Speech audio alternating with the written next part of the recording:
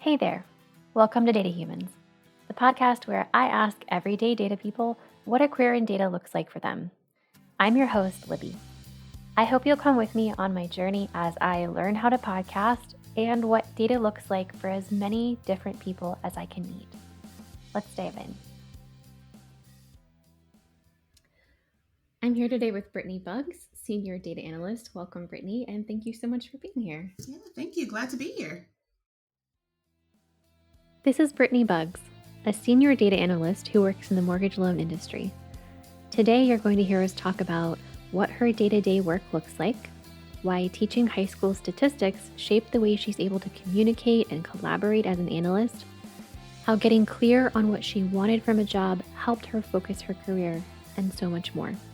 I really enjoyed talking to Brittany, and I know you're going to enjoy it too. So Brittany, can you tell me a little bit about your journey into data science and data analytics? Because nobody is born wanting to be a data scientist or an analyst. So how did you get here? Yeah, so I've known that I wanted to get into analytics of some kind since about the 10th grade in high school. I just didn't have the words data or analytics at the time to describe what I wanted to do. They didn't exist, right? No, at least not in my high school brain. So No. I ended up taking a chapter of probability and statistics, so like very base level stats in high school, and fell in love with it. This idea that like I could tell you if a coin was most likely fair or not, or if a card deck had been stacked in the dealer's favor, things like that. That was just so cool to me. And my like brain and my skeptic mind were just like, ooh, I could catch people in lies. That's great. So I can identify with that. I am totally a skeptic too. And researching something and getting information about it is like my anxiety response. So I exactly. love this. Exactly. So I ended up majoring in statistics in college as a result of that one chapter in pre-calc. And actually, as part of being a stats major, I was also a teaching assistant for a lot of courses. And so I ended up finding that I not only loved doing data analytics, but I loved explaining it to others, trying to get other people bought into it and develop their love for it and help them see why it's so useful. So that was really like the makings of my career, again, without me even knowing it. I just knew that I loved what I was doing. And so after college, I went and taught high school for a couple of years through a program called Teach for America. Did you And teach math and statistics? I did. I taught AP statistics in high school, which was really fun. So again, these Yeah. kids are very used to like calculus, and the idea of statistics is like, what is this? Why is it so weird? And at the end of it, actually got a couple of them to consider minors and double majors. So it was like really awesome. That's amazing. I wish that I'd had that. Like my high school math experience was not great, right? And I never took statistics in high school. I didn't even know that it was available to take. And I, at that point in my life, hated math. Like having a good teacher is so important. Yeah, I loved it. And in the middle of teaching, because I knew I was only going to teach for a couple of years, I was trying to figure out, well, what do I do after that? And so between teaching, I did an internship at the company I now work for, Rocket Mortgage. And I did a lot of daily reporting through Excel spreadsheets and kind of homegrown data extraction tools and things like that, and really fell in love with it. And then when I heard that like people do that for a living, I was like, oh yeah, that's what I want to do. Please and thank you. Yeah. Sounds like you were following your gut, right? This is the thing that feels good. I'd like to do more of that. Yeah, absolutely. That's exactly what happened. And That's amazing. yeah, so then I ended up applying for data analyst positions and came on after I got done teaching as an intern, and then learned about things like SQL and Tableau, which were like, whoa, this is so much better than Excel.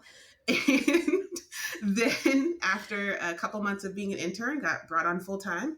And I've kind of been in a data analyst role on and off for about 7 years ever since then, just supporting a lot of different areas of the Rocket Mortgage business.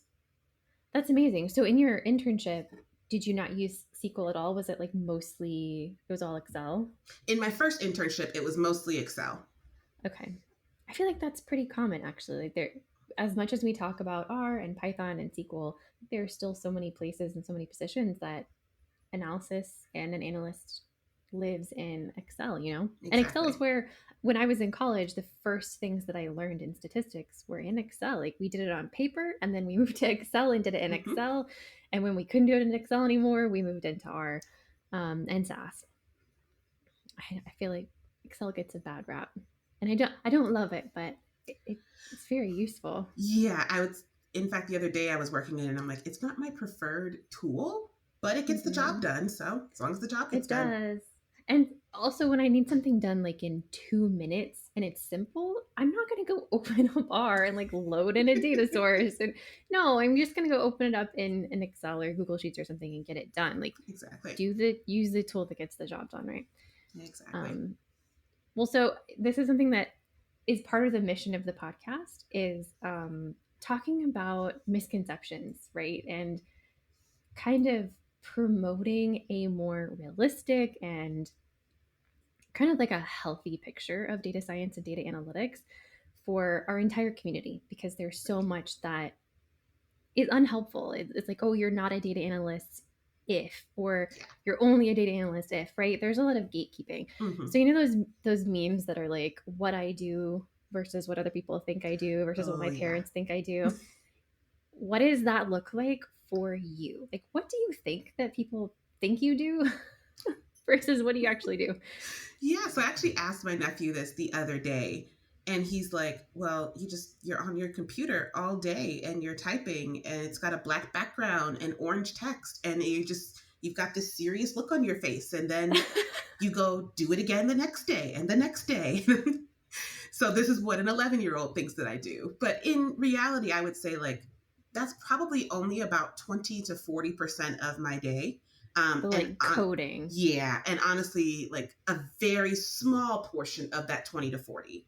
That 20 to 40 is more just being an analyst. So whether it's pulling the actual data, so you're creating your SQL code or you're trying to troubleshoot why your code isn't working the way you want it to, you're actually like exploring and diving into the data and trying to find the insights you're looking for, or Hmm. whether you're maybe like creating a presentation or like tweaking a visual to better tell a story. That's like the minor portion of my day. I would say 60 to 80% of my day is really collaborating with other people. So whether that's actually going to meetings and presenting my findings, that's what I think a lot of us think of when we think of collaboration. But there's also the trying to understand what someone is using this data for and why they need the insights from the data. I think there's Yeah. What are you also going to do with this? exactly what are you going to do? And then Hmm. there's how can I, as the analyst, convince you that you need the data? So you've got one side of I'm asking for the data, and I, as the analyst, am trying to understand what you want to do with it. And there's the other side of I'm just going to make a decision, and I'm like, hey, wait a minute, data can really help you with this. Like a data advocate role, advocating for the use of quantitative information for decision making. Exactly, That sounds like a exactly, strategic role, actually. Like you've got some strategy built into your job. Do you feel like that very. was introduced to your role more when you became a senior analyst versus when you first started? I would say it was introduced after I became a senior because we as an organization kind of shifted some of that strategic onus onto the analyst role. Before, Interesting. if you had asked an analyst maybe like 2 years into my career, I would have told you I was on a stepping stone to either become a data engineer or a more traditional data scientist. And the analyst role was just Interesting. sort of like the road you travel down to get better. It wasn't considered like an actual role that you stay in and you develop in, and that is a really central role to the business.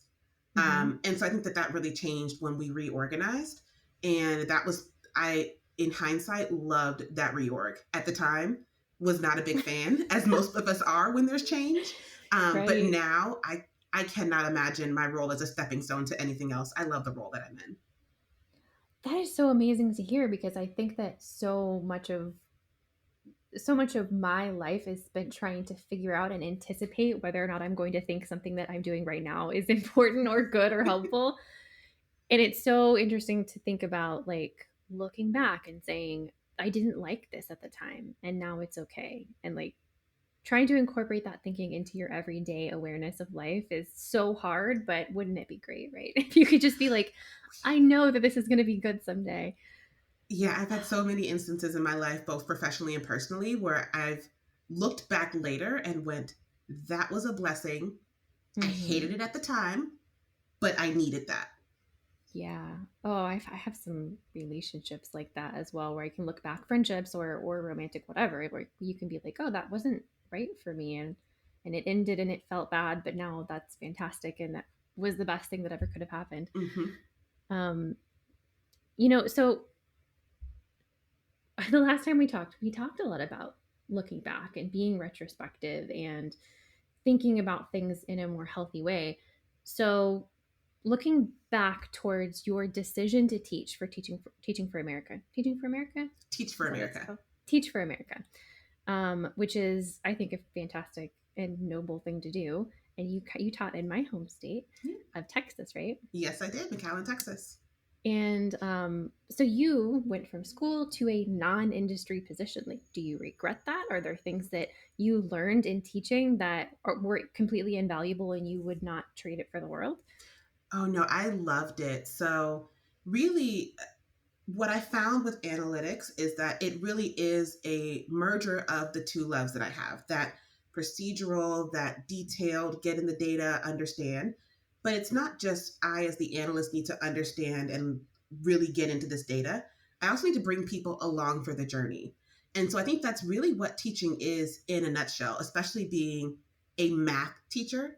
Most people don't want to go Mm-hmm. down the journey of math. I don't understand it. It's an unwilling journey. Exactly. You're So, like part teacher, part evangelist, where you're like, I mhm, promise this is good. exactly. But it's really teaching, I think, gave me the skill set of learning how to really guide others.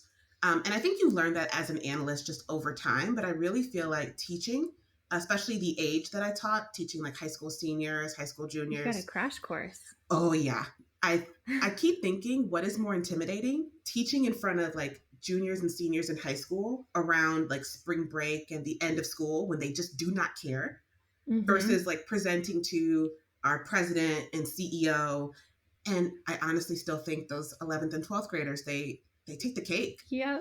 Yeah, Yeah, no, for sure. It doesn't matter if you're in your 30s or not. I think high schoolers are still intimidating to me. They're they so are. judgmental. They are. And it's really about connecting the dots to things that they already understand. And even a little bit of going, hey, that was a really great question that you just asked. I also don't know the answer, but let's go find it together. And I think, especially with teaching, when you approach your students that way, and I think also as an analyst, when I approach my business partners Yes. that way, it feels much more like a relationship and us doing this together, as Yes. opposed to me being the gatekeeper of the data knowledge and Brittany, I them. literally have goosebumps right now just hearing you say these things because this is very, very, um, this is very important. Like Mhm. relationship building as an analyst with stakeholders and business partners. Like it is so much of the job. It is. And being vulnerable and saying, I don't know the answer to this. I'm not the expert, and you're not either. Let's learn together. It's incredibly powerful. I wish that more people would talk about it. It really is, because without that trust, without feeling like you have skin in the game with them, I Mm-hmm. don't I think that a lot of senior leaders will still ask for data, but when you then try to help them craft strategy, they don't take to that as well. And it's really about building that relationship so that you all now have trust and you can go further together. Because you have a shared interest and you're not just like stepping on someone's toes, right? Exactly. It's a team. That is an amazing example. I feel like I've been thinking about this a lot too lately. Like, what can I pull out of my previous experiences? I'm thinking a lot about what I liked and didn't like in previous jobs. Um, and we talked a little about this last time we talked too. We talked about you gave me the advice that like find the good in all of the bad experiences Yes. so that you can pull that out and learn from it and they're not wasted. It was wonderful advice. I took it to heart and I feel like it's really helped me think more clearly about my path ahead because when you think about what you didn't like, sometimes you kind of pull insights out of things that you wouldn't have thought before. So what are some of those things for you? Like what's the best thing for you that's ever come out of a not so great job experience? Yeah, so I kind of neglected this earlier in like my summary of my bio, but when I said on and off there, I actually left Rocket Mortgage after about 3 years and went to go work for another company. And I was there for about 14 months and then realized I actually really want to go back to Rocket Mortgage. I now have a better appreciation for my role and the things that I was doing. And I've since been there since coming back. And really, that 14-month detour, I think a lot of people, because it's pretty common actually, to leave I was just Rocket. thinking, ain't that just the way? Like you leave Hmm. something and you're like, oh nope, never mind. Yeah, there's actually a running joke that Rocket is the best first and third job you will ever have. A lot of people, I think, have done that, and it can be seen as, that second job in the middle is just a waste. And for a while there, I was kind of jokingly calling it my lost year. And then I started to think about it. And if it was really a loss, then that was 14 wasted months. And I didn't want to look at a little over a year of my life and go, well, that was a waste of time. And Yeah. so I tried to flip my perspective from what that this was a loss to what did I actually gain that I wouldn't have gotten had I not taken that chance. And I think there's a lot of definitely personal things that I gained, but even as an analyst, one of the things that I gained was actually being reintroduced to R as a primary tool for doing Hmm. analytics, and then getting a fresh introduction to the tidyverse. Because when I learned R in college, it was base R. It was, Same. like you have to No figure out tidyverse. exactly every single function. You have to memorize all the inputs. And you've got to remember what goes well with what. And the tidyverse was just like, oh my gosh, my mind is blown. You mean like most Yes. functions have this exact same syntax and I just plug and play? And so Yeah. it really kind of turned the tide for me. And then I also learned about, right, when I was in school, it was very much regression was the thing you learned, especially being an undergraduate in statistics. In stats. Well, Yeah. yeah. And I never learned about things like tree based models or even how to take a model and not necessarily use it for creating a model score and scoring things in production, but how to actually grab analytical insights out of your model itself. And if I had never taken that opportunity to go to that other company, I would never have learned that. And now I do 97% of my work entirely in R.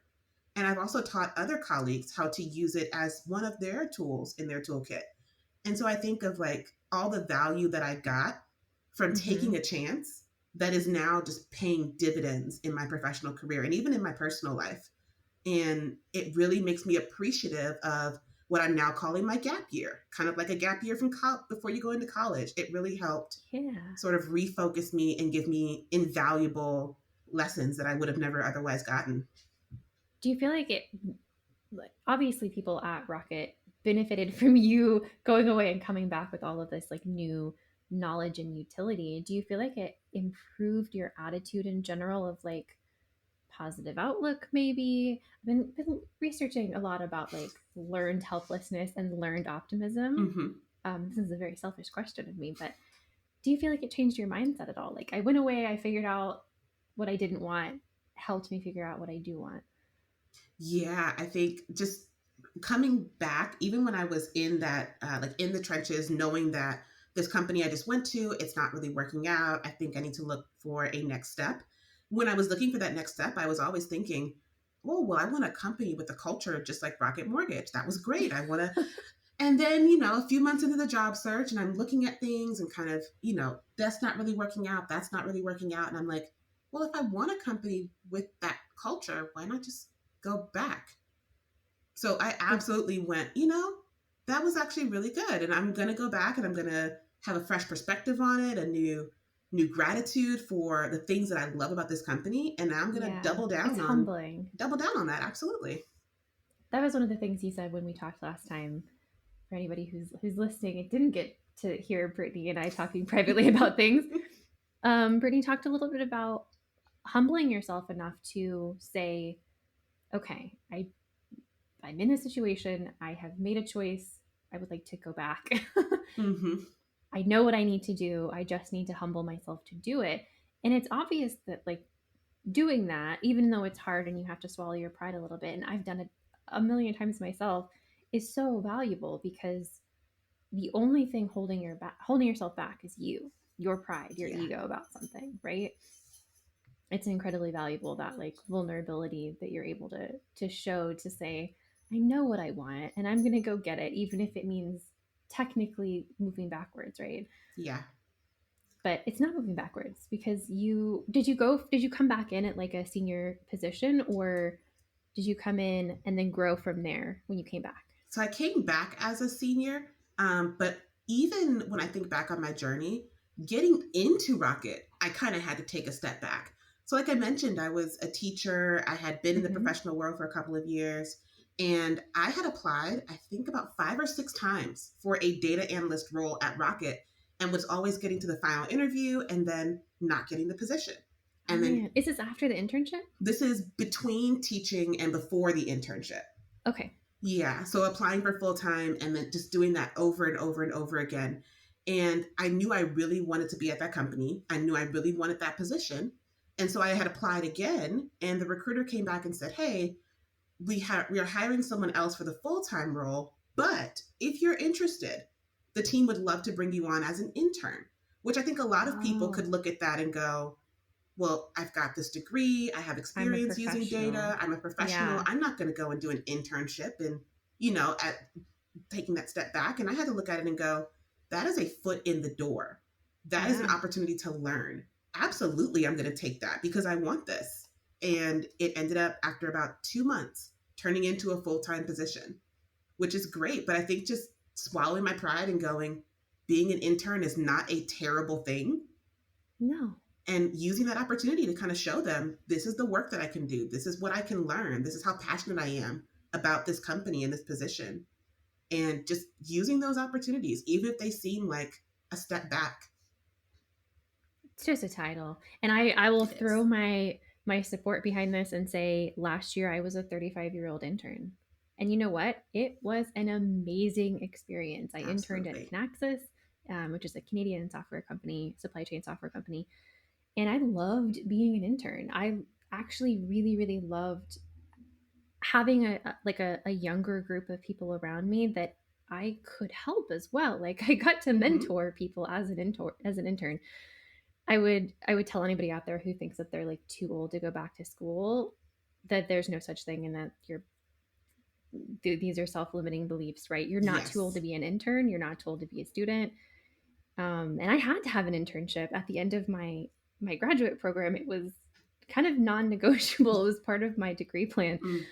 Mm, And I was really initially so incredibly embarrassed about it. I'm going to be too old, and no one's going to hire me as an intern because they're going to look at my portfolio of work or my resume and say, this person's quite clearly older. And it ended up being just incredibly beneficial. So yeah, anybody out there who's listening, go do the thing. I don't, doesn't matter how old you are, or if it no. feels like a step down, go do the thing. Brittany is living proof that this is totally worth it, whatever chance you're taking. And if you take a chance and it doesn't work out, are you really like that much worse for wear? Like, if it hadn't No. worked out, that internship at Rocket Mortgage, you would have been fine, right? Yeah. At least now I would know, oh, wait, that's not the right place. Yeah, yeah, exactly. In fact, when you were talking about your time away, your like 14 months your last year, it makes me think about the 9 months that my husband and I spent living in Phoenix, Arizona. We moved to Phoenix, Arizona for a job. His parents had been living there. We were thinking, like, we'll give this a chance. And we absolutely hated it. No shade Mm, to Phoenix, Arizona. It just wasn't for us, right? And we right. had a really, really bumpy road. Um, and we ended up really losing a lot. My husband lost his job while he was there. We ended up having to like sell a bunch of our possessions, Mm-hmm. and it was a Oh, really man. tough situation. But when I look back, I learned so much in that 9 months of my life about what I did and didn't want, that it was like a self actualization experiment where figuring out what you don't want really helps you clarify what you do want. Exactly. Um, so, what are some of the things, pivoting really quickly, while we're talking about retrospectives, that you would have done differently when you were kind of learning and working towards your kind of data experience. And you're very rare, I will say, as I talk to people who like knew that they want to do this in high school, rare. Most people are Very. like, I didn't know this was a thing in high school. So while it is good to look back positively, like, is there stuff you would have done differently? Yeah, I think the first time I was looking for new opportunities, I was just kind of looking at everything, applied for everything, was very broad and open. And I think I realized that I was, and this is probably a little bit of like insecurity for myself. I was just willing to take whatever job I could get because I didn't know that I could get a position that I really wanted. And after going and like So actually getting a relatable. position, I know, and realizing, oh, this really doesn't work. And all of the time and the money and the resources, not just for myself, but for the company that hired me to bring me on and for this to not work, it felt like such a waste for everyone. And so when I went about it that second round, I said, well, what am I actually looking for? What kind of position do I want? Where do I actually want to live? Because this was, pre-COVID, where usually you had to You had live to where live you were somewhere. working, right? Absolutely. Exactly. So like thinking about that, thinking about what kind of data was I working with? Even something like for me as an analyst, one of the things that I love is I do love doing more of like the predictive analytics, building models, that kind of thing. So you would think I'd want a data scientist position. Hmm. But when it comes to actually putting models in production, I could literally throw that out of a window and not think twice about it. Way less fun. You and I are similar in that Yeah, I love instinct. love insight. I love strategy. And so realizing that helped me to filter out a lot of positions that while they looked great on paper or they were opportunities that I was presented with, it would be another one of those situations where 6 months in, 8 months in, I was going to go, oh no, nope, nope, need to turn back around.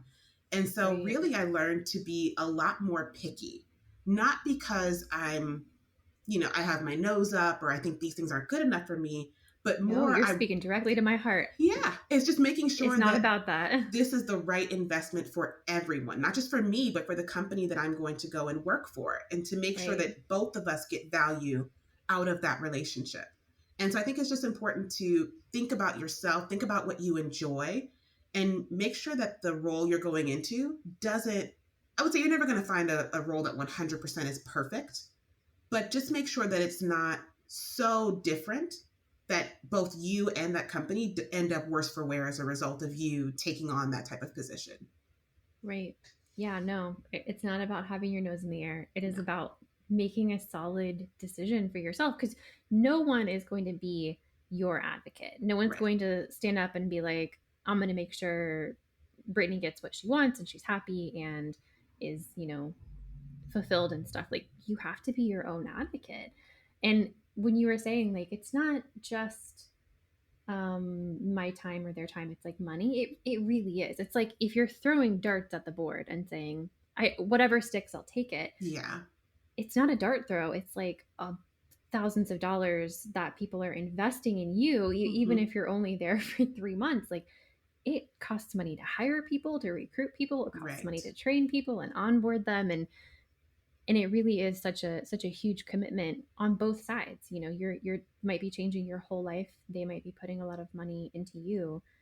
um and at the same time, another thing that I've learned is like not to put too much value on the Yep. employer and the, like, well, I don't know if we're talking about the same thing. Mine is like, you can lose your job any day, right? So yes, not wasting your company's time is fantastic, but also if you do get into that position where you're like, this isn't working and I need to go, then you need to go, and it's okay, Yeah. because no one else is going to make that decision for you. No, it is, you are not signing away your life. It is not permanent. Like most jobs that you get into, if you realize once you've gotten in that this was not the right choice for you, then there's absolutely ways to go do something else. I think, right, trying to do as much due diligence as you can beforehand. But once Hmm. you know, then at that point, go ahead and start making changes. Let's not, like, again, it's more about you and making sure that you are actually the asset that everyone wants you to be and that you want to be. And you can't be that Exactly. if you realize you're in a situation where this is just not going to work out. Yeah. This is like a put your own mask on first situation where Right. like take care of yourself and then you will be a better employee, a better coworker, a better leader, a better everything that you can't be when you're unhappy or unfulfilled or just feeling like you don't belong where you are. Exactly. um, for sure. Well, I appreciate you answering all of my nosy questions. I feel like I have so many more. Like I have questions for you about Teach for America. If you have like a plug for that or a pitch for it, you feel like talking about it, everybody should go Google that. Yes, I highly recommend it. I growing up, so I'm actually back in Detroit now, but I grew up Mhm. here. And really, I realized that a lot of the opportunities that I was afforded was through the education that I got. I went to one Right. of the better high schools in the city, and I had a couple of siblings who did not go to that high school. And I Right. saw what happened as a result of their exposure. And to me, it broke my heart that not everyone is exposed to the same things and therefore doesn't know about the same opportunities. And I think that being able to teach in some of these areas where there just isn't that exposure is invaluable to those students. And they'll go off and do things like learn that the words data and analytics exists and that they can turn that into a career. Or Yep. maybe they'll just learn about different people or different cultures or things outside of what they already know. I think it is invaluable for you as the teacher, and I think it's invaluable for the communities that you go and serve in. So absolutely. If you have any passion for that whatsoever, highly recommend looking into Teach for America. Well, thank you so much for telling us a little bit more about it. I feel like I know a little bit about it, but haven't explored it fully. I didn't go to college right after high school. I did not have a lot of the experiences that I hoped that I would. And I was one of those people who, like, I went to four different middle schools and two different high schools, many in very low income areas. And I didn't have great school experiences. And I, Yeah, like you said, I didn't even know statistics was something that people could take in high school. I right. literally had no idea. And imagine if I had, like, the type of Mm-hmm. person that I am, the type of brain that I am, where could I be if I'd had a teacher like you kind of like in my pocket encouraging me, or even just being an example of a woman, because I am a woman who is a math person. I did not have Yeah, any female math teachers, I didn't either. not a single one. Yeah, you're amazing, Brittany. Well, I Yeah. have asked you so many questions. Do you have any questions for me? What would you do if you could do anything on the data spectrum? And I think you kind of answered a little bit earlier from like just the strategy side of things all the way down to just the this data needs to get from point A to point B in the best way possible. Like, what would you do in that data spectrum? Yeah. Oh, I definitely identify with your like, I'm not interested in deploying this model thing. I love shiny apps. Like that shiny apps are some of my favorite things. Like when you can put the data into someone else's hands and let them play with it, even if they're not an analyst or a data scientist, um, let them ask questions about it. I feel like that kind of democratization of data and results and information is so powerful because we are at this kind of crossroads inside of our industry's development. And I'm not an expert to talk about this, but it's something that I've been feeling lately where data scientists and analysts and data engineers are really pushed to learn business communication so that they can communicate their results and they can communicate back and forth about business problems. But leadership and quote unquote non data people don't have as much incentive to learn the data side of that equation, of that Hmm. communication equation. And so I love the sort of the mission to democratize data, the data literacy, data maturity pursuit is really interesting to me. I don't know if it's something that I want to do as a job, as like to be a data communicator or to be a data translator. I think is a very difficult job. And I feel like you have to have a really, really high level, really deep understanding, I mean, of the business or the industry that you're in order to do this Yeah. and do it well. Um, but as far as like the pipeline of stuff, I really enjoy EDA. Like I enjoy that more than anything. And to me, that also means model selection, understanding the problem, like the science part of data science is my absolute favorite part. I was thinking about this the other day. The funniest thing, like, I had a flashback memory of my cousins in New York, two sisters in New York City. Mhm. They were like in the same place, and we were talking to each other via like text or FaceTime or something. And one of them asked me, if you could have been anything, like what would you have wanted to be, regardless of like what happened? And I said a scientist. I would have wanted to be a scientist. And I didn't have any like qualifications for that. Like I didn't have anything in mind like biologist or botanist or, I didn't have any specific ideas about it, just science in general. Um, and I kind of think back like, did I make that happen? Is data science science? I don't know. Should I go into an applied science? These are the questions I'm thinking about right now. I literally before we started recording, I was investigating PhDs, which I've been doing for a year. Oh man.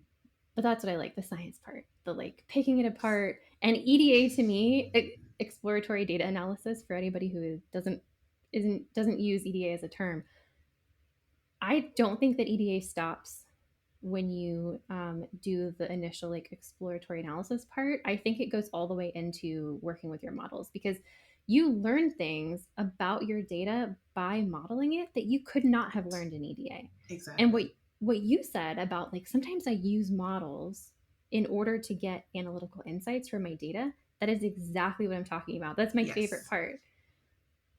I I love it. And like sometimes it feels frustrating. You're like, oh, I have to go back to like ground zero because I just learned something new about my data in the modeling process. But I don't know, it's exciting to me. Yeah, what you just said, it kind of reminds me of two things. One is just the circle of data, right? You're not I think a lot of us think of data as like a pipeline, as like a very much start from point A, get to point B, and there's milestones in between. It's Mm-hmm. much more like spaghetti. It's maybe you start at point A and you start going and then you go back and then you keep going a little further, but then you have to go back again. Or maybe you're starting at B and you're like, nope, we need to go all the way back and try to figure out, well, we've got this model and we've got this thing, and now what is it actually telling us? Okay, so we got to go back a little bit more and look at that. It is Yeah. much more of the way that I think about it is your GPS did not drink its coffee and you're kind of going in circles all over the place, but it's Like you're great. gonna It's get there in the beautiful. end. Exactly. Right. Beautiful and scenic. It's awesome. Scenic route. I love that analogy. I think that it's something that I kind of wish leadership and like people on the business side or business stakeholders could understand and embrace, because that the reality of the spaghetti bowl does not fit in an agile framework. It just doesn't. It's not linear like that. It's not like, hey, I'm going to be done with this in 2 weeks and I promise we'll move on to something else in the next, iteration or sprint or whatever. It is very much like, oh, I have to go back and do this in order to get this right. But in the business world, I feel like there's a lot of like, just get it good enough and move on because we have a timeline. And as a person who's very science brained, I think like, no, my pursuit is like the principle of the thing, and that's not always in sync with the business needs. I'm gonna have to reconcile that on my own, but that's just something that I will admit. I'll be like, I just want to do it the right way, and I think a lot of data people maybe feel the same way. Like they'd rather do it right than do it messily and get it pushed out and have a bunch of technical debt that's building up because you kind of rushed it and didn't do it correctly. Yeah, Yeah, that's a whole conversation. I I could have know. about technical debt and lack of documentation. Well, thank you so much for taking the time to talk with me today, Brittany. If anybody wants to find you or investigate you in any way, is LinkedIn probably the best way to go follow you? It is because I do not have a Twitter account. Yeah, I keep thinking about it and then I I just know. go, nope, that is a dumpster fire. No, thank you. I But signed up, but I don't use it. Like you can tag me all you want. I probably will not know. I'm never at see Libby it. Heron. Yep, I will never see it. There are so many great data people on Twitter, and There there's a are. great kind of ecosystem for R and Python and data science and data analytics. But yeah, we're missing out. Probably better for our mental health.